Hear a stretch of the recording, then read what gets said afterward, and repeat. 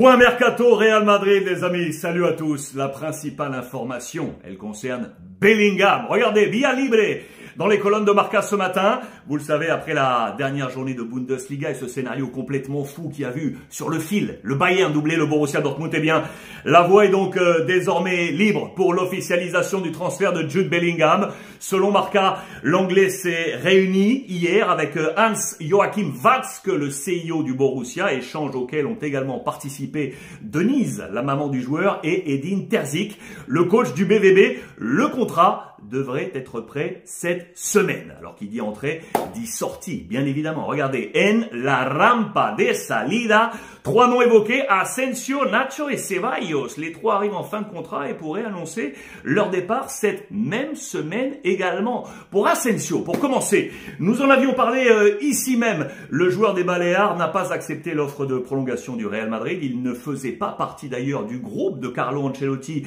ce week-end lors de la victoire à Séville.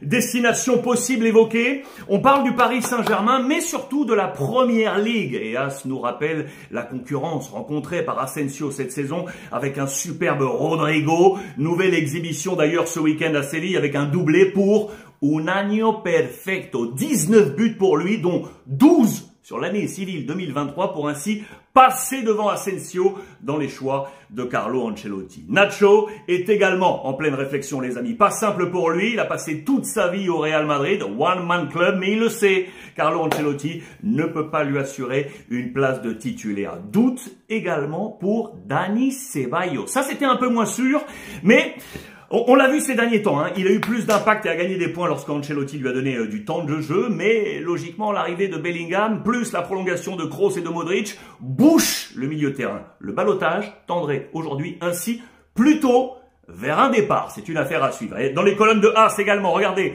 focus sur la situation de Harry Kane, les amis. L'Anglais coûterait 115 millions d'euros. Le Real est en pleine réflexion pour faire venir ou non un attaquant de complément à Karim Benzema avec un élément fort en tête. Voilà pourquoi ce ou non, c'est qu'à l'été 2024, Kylian Mbappé sera libre. Et oui, et que Erling Haaland dispose d'une clause facilitant une éventuelle sortie. Que va faire Madrid? D'ailleurs, sachez que j'ai passé un petit coup de fil à Pablo Polo, la plume de Marca, qui nous a livré quelques éléments sur le sujet numéro 9. Cela a été posté un peu plus tôt dans la journée. Allez voir ça sur l'ensemble des réseaux sociaux. Enfin, dernier point aujourd'hui, regardez, c'est la situation de Ferland Mendy, les amis. Arrivé de Lyon, je vous le rappelle, c'était en 2019 pour 48 millions d'euros.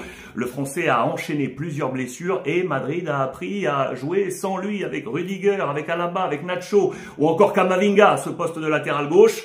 Madrid va en plus, vous le savez, activer la clause de retour du jeune Fran Garcia qui était au Rayo Vallecano. Concurrence supplémentaire, Ferland Mendy et Madrid ont donc une décision à prendre.